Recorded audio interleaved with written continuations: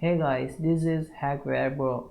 I'm gonna start this series of Python complete tutorial for those guys who want to start their career in cybersecurity. But why we need to learn programming? Because we have to create our own tools in cybersecurity as well as we have to automate our tasks. So that reason we have to learn programming. But why we selected Python? Because it's beginner friendly, easy to understand for the beginners, and it is also known as hackers language. We will talk more about it later when I will start the series of Python for ethical hackers soon.